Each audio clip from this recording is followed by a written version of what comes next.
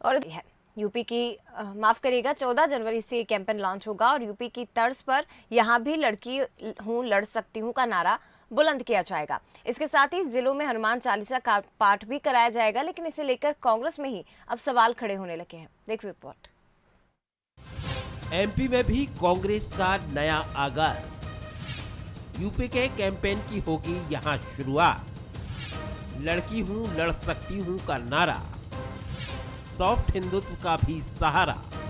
जो यूपी में हमारी मार्गदर्शक आदरणीय प्रियंका गांधी जी ने चालू किया है, लड़की हूं लड़ सकती हूं, इस अभियान की व्यापक रूप से शुरुआत मध्य प्रदेश के हर जिले में होने जा रही है 14 तारीख मकर संक्रांति के दिन।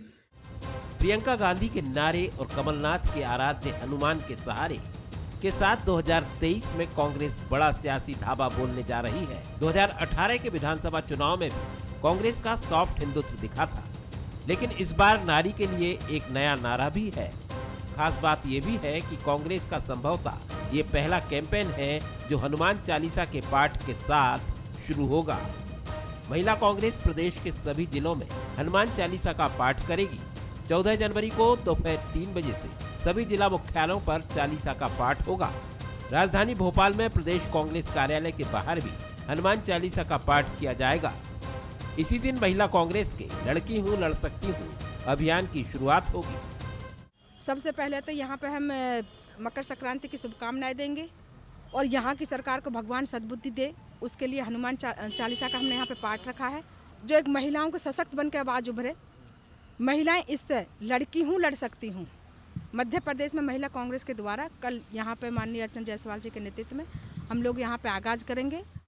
हालांकि इस बात से भी इनकार नहीं है कि कुछ नेताओं को हनुमान चालीसा पाठ करने से परहेज भी है और इसके संकेत भी मिल रहे हैं। नहीं, कांग्रेस पार्टी की आइडियोलॉजी से जो बाहर होगा, वो आइडियोलॉजी से बाहर होगा तो वो पार्टी के लिए भी अच्छा नहीं होगा। कांग्रेस की आइडियोलॉजी तो सर्वधर्म की है। जो मैंने पढ़ा है कांग्रेस के जो बायलाज हैं, जो कांग्रेस का इतिहास है, वो इतिहास जिससे हम लोग प्रभावित होकर कांग्रेस में आए, वो इसीलिए तो आए कि कांग्रेस सबको लेके चलना चाहती है। अब जो लोग करते, देखिए मैंने कहा जैसे सूर्य नमस्कार एक मुद्दा आया था, मैंने उस पर कहा था कि सूर्य नमस्कार ऑप्शनल होना चाहिए, हम पर उसको कोई एतराज़ नहीं है। तो अगर कांग्रेस के सदस्य करते हैं तो मुझे उस पर कोई एतराज़ नहीं है, लेकिन मुस्लिमों पर बंधन नहीं होना चाहिए। लड़की हूं लड़ सकती हूं यूपी कांग्रेस का नारा है। इस नारे को प्रियंका गांधी की सोच और पीड़ित महिलाओं की आवाज के तौर पर प्रचारित किया जा रहा है। अलग अलग राज्यों में इस कैंपेन को लॉन्च करके कांग्रेस राष्ट्रीय स्तर पर बहस छेड़ने की कोशिश में है।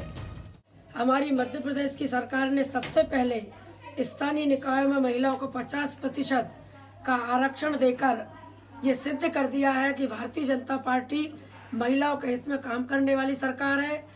कांग्रेस तो अब कह रही है कि लड़की हूँ लड़ सकती हूँ। भारतीय जनता पार्टी तो पहले से ये काम कर रही है और करती रहेगी।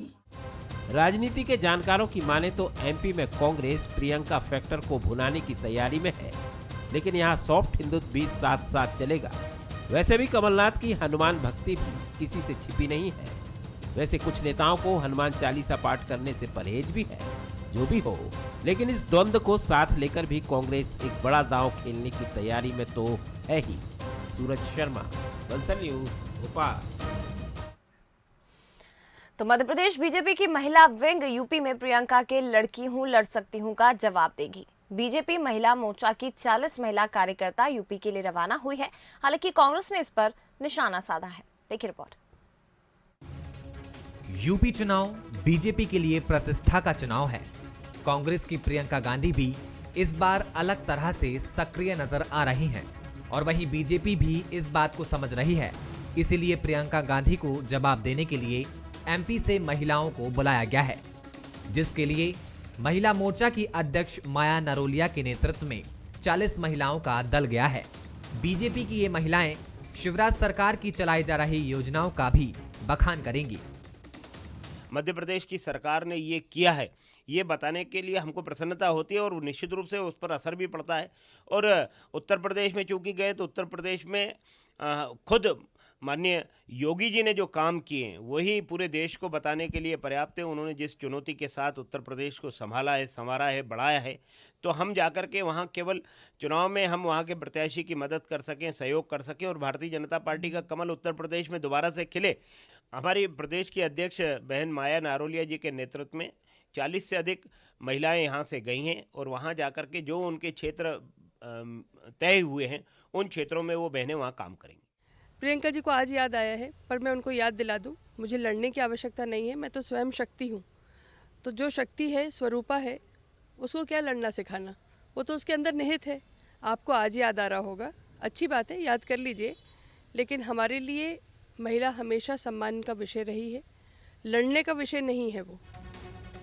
कांग्रेस पार्टी प्रियंका की सक्रियता से उत्साहित है और जिस तरह से पहली सूची में 50% महिलाओं को टिकट दिया गया है, उससे पार्टी को लगता है कि एमपी बीजेपी की महिलाएं कुछ नहीं कर पाएंगी। मध्य प्रदेश की महिलाएं वहां जाकर अगर काम कर रही हैं तो उनकी पार्टी का मामला है, लेकिन जिस तरह से प्रियंका गांधी जी का ग्राफ उत्तर प्रदेश में बढ़ा है, वहां की जो महिलाओं का आकर्षण उनके साथ है, जितने युवा युवती उनके साथ जुड़ रहे हैं। अभी एक हाल ही में उन्होंने जो एक रैली करी, उसमें जिस संख्या में वहाँ पर महिलाएं उपस्थित हुई, तो भारतीय जनता पार्टी के सभी राजनीतिक दलों में हलचल मची हुई है। और जहाँ भी प्रियंका गांधी जा रही हैं, वहाँ पर उनके साथ काफ़ी लोग जुड़ रहे हैं, नए लोग। तो भारतीय जनता पार्टी में एक डर तो है महिलाओं को लेकर कि उत्तर प्रदेश की महिलाएं कहीं भटक ना जाएं। यूपी का चुनाव सभी के लिए खास है, इसलिए हर दल की अपनी रणनीति है। लेकिन यूपी चुनाव में बीजेपी की महिलाओं का दल क्या प्रभाव छोड़ता है, इस पर सबकी नजर रहेगी। यूपी के चुनाव सियासत की नई तस्वीर लिखेंगे और भारतीय जनता पार्टी के लिए बहुत महत्वपूर्ण है। इसीलिए मध्य प्रदेश से महिलाओं की टीम बुलाई गई। लेकिन बड़ी बात यह है कि जिस तरह से वहां तमाम दलों की सक्रियता नजर आ रही है, क्या बीजेपी वहां कुछ नया कर पाएगी? आशीष खरे के साथ मनोज सैनी, मंसूरी, भोपाल।